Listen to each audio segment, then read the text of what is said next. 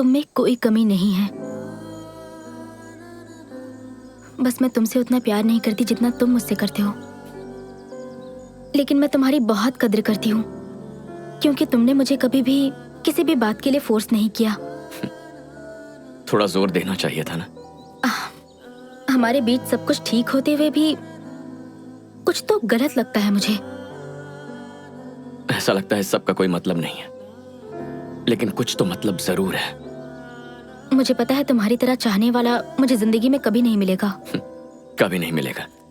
ना तो मुझे तुम्हारी तरह कोई समझने वाला मिलेगा। ये भी सही है। तुम्हें बुरा लग रहा है? तुम्हें लगता है तुम मुझे छोड़ के चली जाओगी और मुझे फर्क नहीं पड़ेगा? ओह गॉड, इतनी उलझनों में मुझसे प्यार करने की क्या जरूरत थी? मेरे दोस्त बनकर क्यों नहीं रह सकते? मैं क्यों कमजोर पड़ रही हूँ मुझे समझ नहीं आ रहा। इसी को प्यार कहते हैं।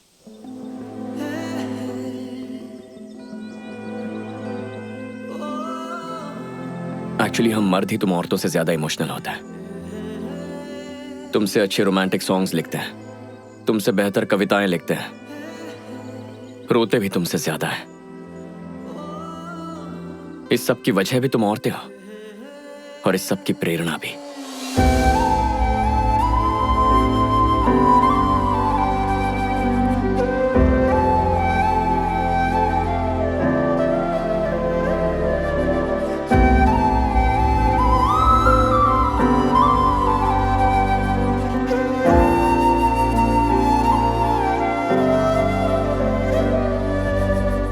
अब हर ब्रेकअप के पीछे मेरी गलती नहीं हो सकती।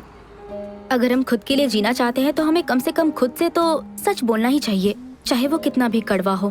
दुनिया में ना कुछ भी हो सकता है, पर एक औरत अपनी गलती माने ये कभी नहीं हो सकता। और क्या होता है आप भी जानते हो, गलती भले ही औरत की क्यों ना हो, सॉरी तो आदमी ही बोलता है। आदमी दूध का धुला है, ये मैं बिल्कुल नहीं कह रहा, पर वो चाहता है कि वो सुकून से जिए, इसलिए सॉरी बोलता है। मुझे खुद के साथ इंसाफ करने के लिए कभी कभी कड़वा कहना पड़ता है। और क्रिश के साथ ब्रेकअप करने के बाद मुझे खुद से नफरत होने लगी थी। हर किसी को कभी ना कभी औरतों से इतनी चिढ़ मचती है कि दिल करता है कि सब कुछ छोड़कर कहीं भाग जाएं। लेकिन कभी कभार ऐसे दिल जीतती है कि दिल करता है उसके गुलाम बन जाए। उसकी शिकायत सुने, उसे यकीन दिलाएं कि सब ठीक हो जाएगा, कस के उसे गले लगाएं और कसम खाएं कि हम सुधरेंगे। और देखो ना, हम भूल जाते हैं कि प्यार का मतलब लेन देन नहीं होता है। उसकी बात सुननी चाहिए थी। मैंने कभी भी ये नहीं कहा कि मैं परफेक्ट हूँ, और न ही मेरे पास हर सवाल का जवाब है। क्या मैंने नहीं कहा मुझसे भी कुछ गलतियां हुई हैं? मुझे पता है मुझे क्रिश की तरह कोई नहीं चाह सकता। मुझे उम्मीद है वो मुझे माफ कर दे। क्या अब मुझे दोबारा प्यार मिलेगा?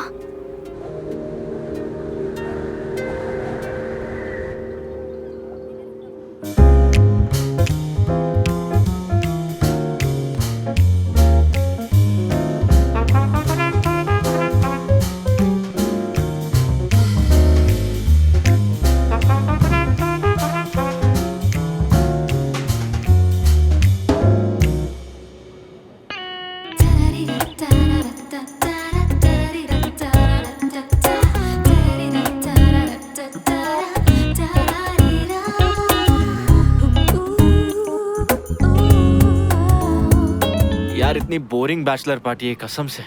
ए संजू, चलना पार्टी करते हैं। तुम लोग अय्याशी करो, मैं ये सब कुछ छोड़ चुका हूँ। अरे यार, ये बैचलर पार्टी कितनी ठंडी चल रही है।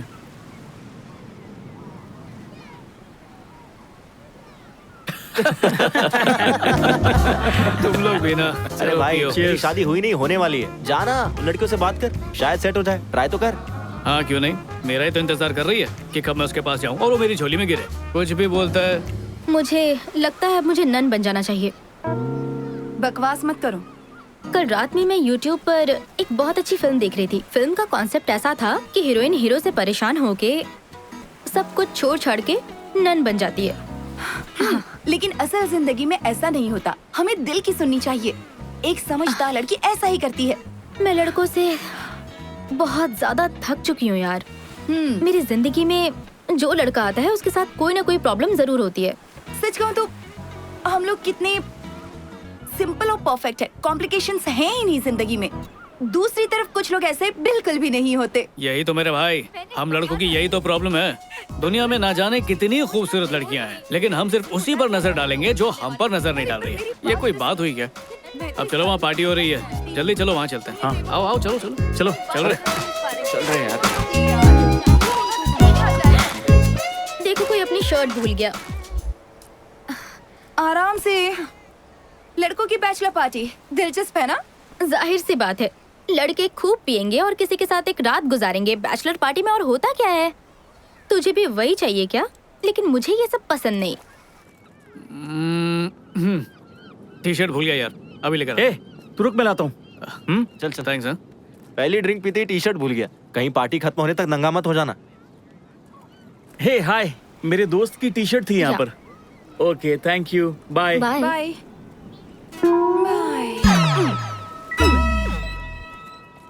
Thank you.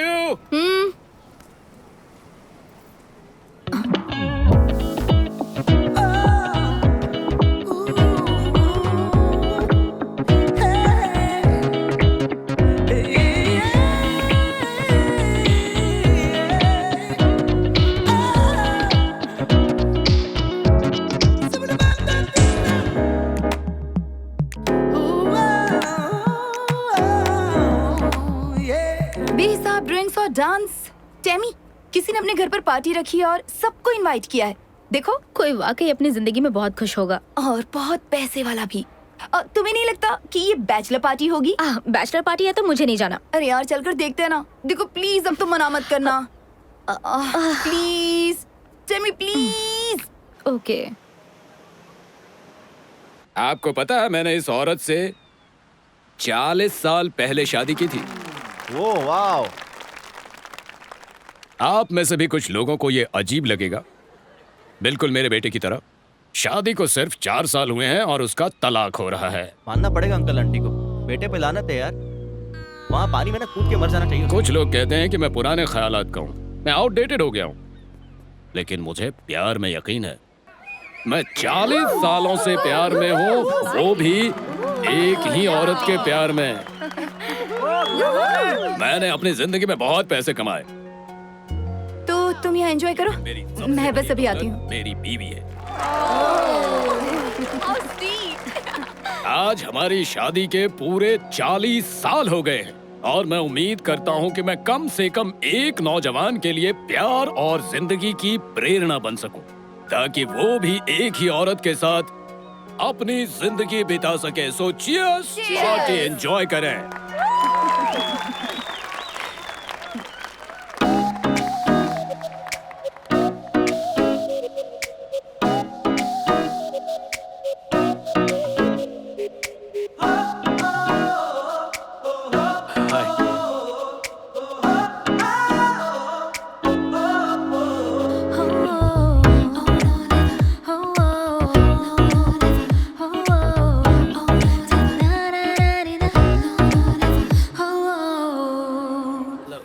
मुबारक हो। शादी कब है?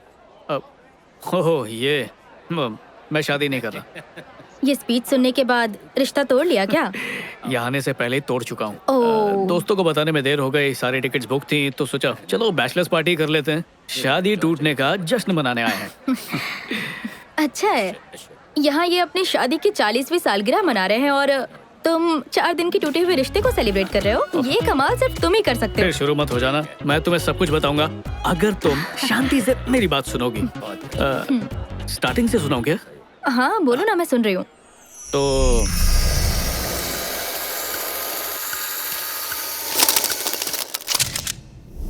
बहुत खूब, फिर क्या हुआ? थोड़ा सांस तो लेने दो, प्राची आई है, हाय तो बोलूं।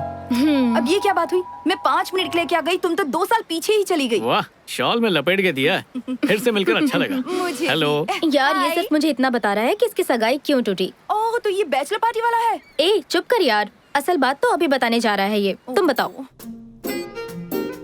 पक्का तुम्हें एतराज नहीं है? सच में मुझे कोई एतराज नहीं, पर तुम्हें नहीं लगता शादी से पहले हमें एक दूसरे को अच्छे से जानना चाहिए? आओ। इंतजार क्यों कर रहे हो? तो ये बताओ, कमी किसकी तरफ से रह गई थी? जी ऐसा कुछ भी नहीं हुआ था। मतलब?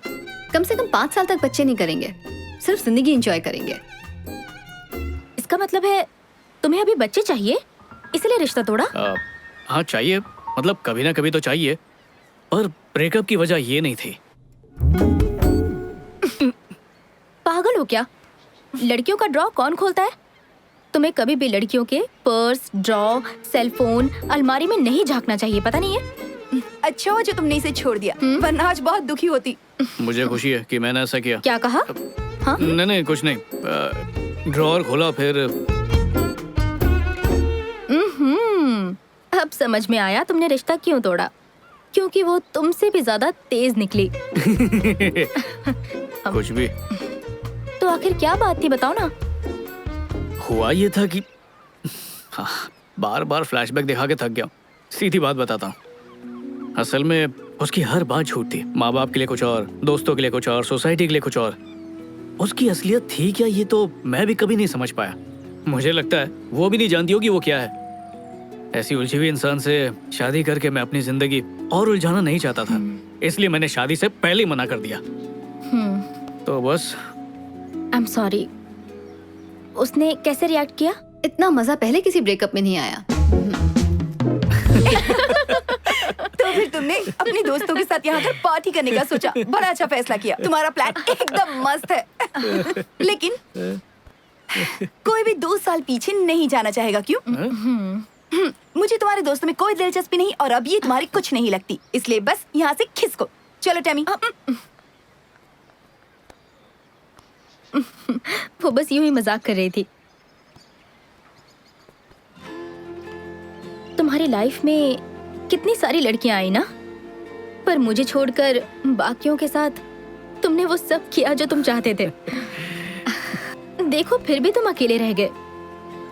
शायद तुम्हें लगता है लड़कियों के साथ संबंध बना लेने के बाद तुम उन्हें जान जाते हो, लेकिन वो असल में क्या चाहती हैं ये तुम कभी नहीं जान पाते।